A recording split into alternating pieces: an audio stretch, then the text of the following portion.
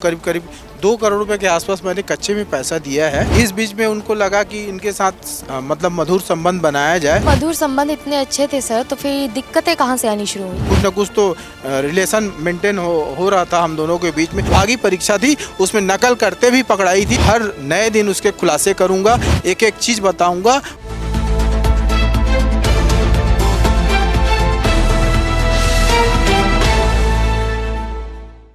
पिछले कुछ दिनों से छत्तीसगढ़ ही नहीं पूरे देश में एक विषय बहुत ही ज़्यादा चर्चा में है। वो है कारोबारी दीपक टंडन और डीएसपी कल्पना वर्मा के बीच क्या मामला चल रहा है। वो विवाद जो थमने का नाम नहीं ले रहा। कारोबारी की तरफ से अलग बयान और पुलिस अधिकारी डीएसपी कल्पना वर्मा की तरफ से अलग बयान, और इन्हीं बयानों के लिए आज हम यहाँ पहुँचे हैं। हम बात करेंगे कारोबारी दीपक टंडन से और जानेंगे कि ये पूरा विवाद कैसे शुरू हुआ और आप कहाँ पहली बार सर डीएसपी कल्पना वर्मा से मिले और कैसे ये सारी चीज़ों की शुरुआत हुई?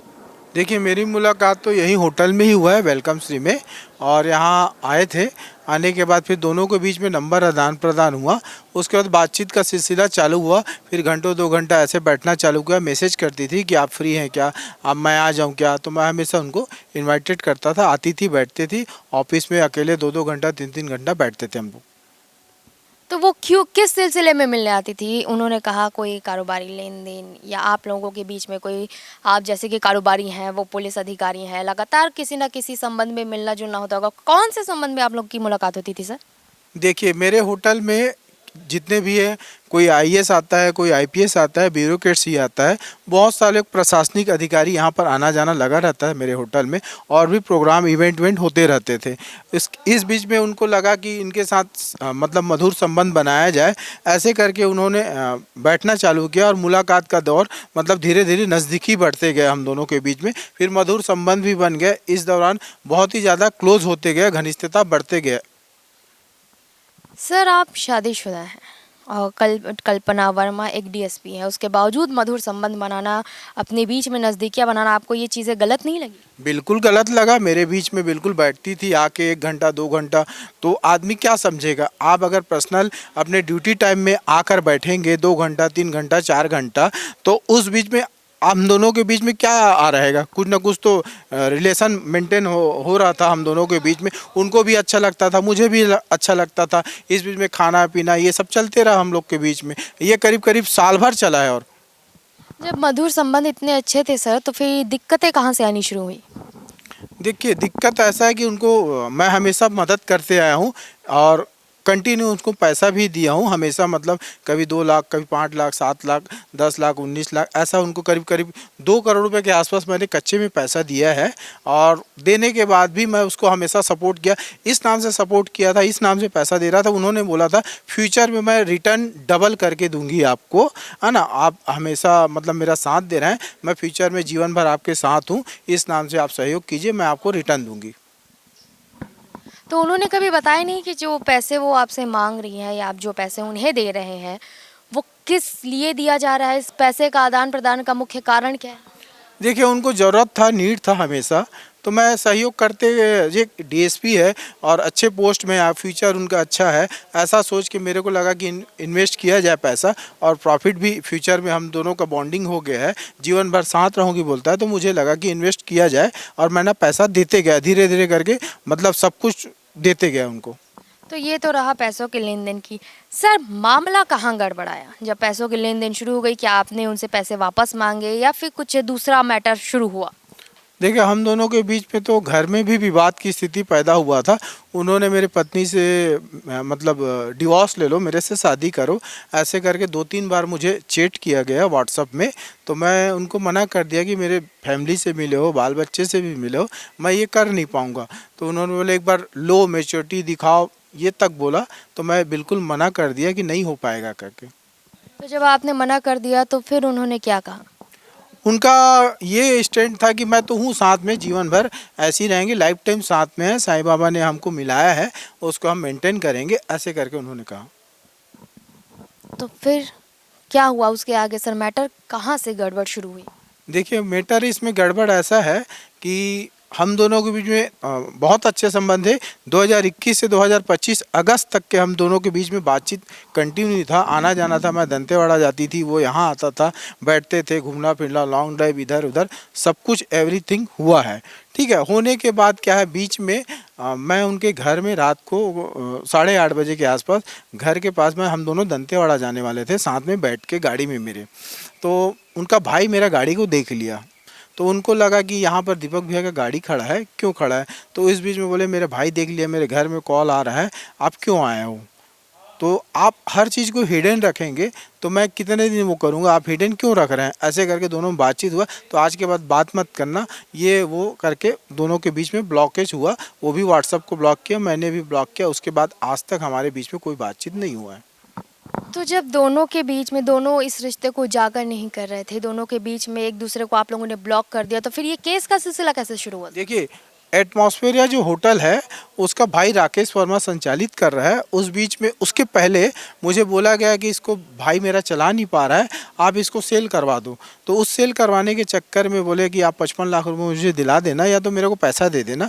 तो उस बीच में मैं बरखा टंडन मेरी मिसेज है, उसका 3 पीडीसी चेक ना उनको प्रोवाइड करवा दिया था कि आप इसको रख लीजिए, अगर पेमेंट आएगा तो इसमें आप निकाल लीजिएगा। वो डील हो नहीं पाया।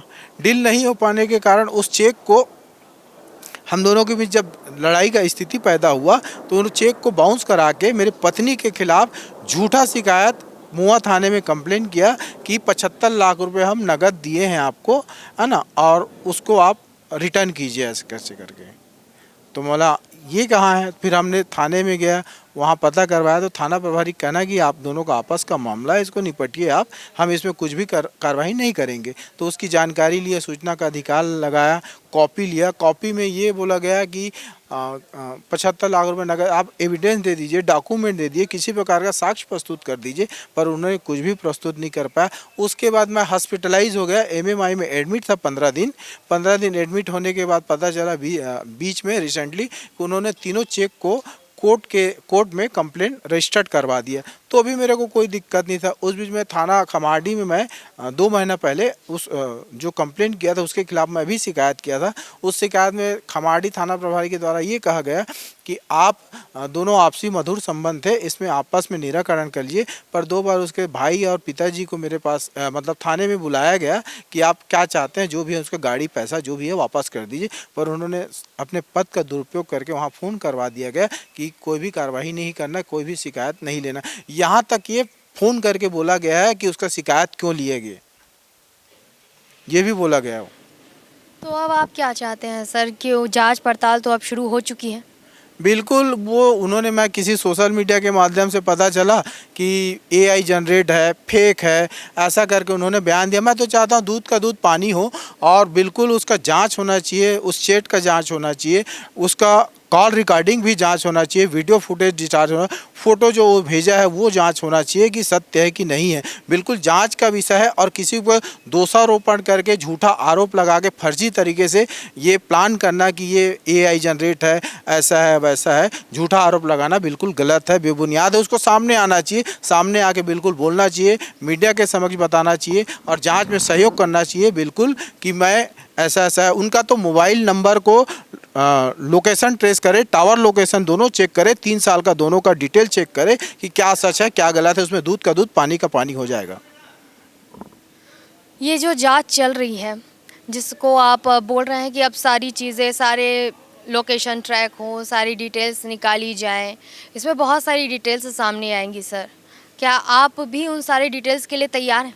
बिल्कुल मैं तैयार हूँ। बोल रहा है 2 करोड़ रुपये कहाँ से आया, बिल्कुल मैं पेश करूँगा। 2 करोड़ रुपये कहाँ से आया, कौन दिया, कैसे दिया और मैंने कैसे उसको प्रोवाइड किया, वो सब मैं डिटेल दूंगा उसको एकदम। और 15 लाख रुपए मेरा सालाना रिटर्न जाता है, रिटर्न फाइल करता हूँ, बिल्कुल उसको बताऊँगा कि 2 करोड़ रुपये का क्या है गवर्नमेंट। और दोनों अकाउंट का वो जांच की मांग कर रहा है, बिल्कुल मैं अकाउंट में बिल्कुल मेरे जितने भी अकाउंट है उस बिल्कुल जांच करूंगा, उसका स्टेटमेंट दूंगा, 3 साल का ब्यौरा दूंगा, पूरा सभी प्रकार के जांच के सहयोग करने के लिए मैं पुलिस प्रशासन के साथ हूं।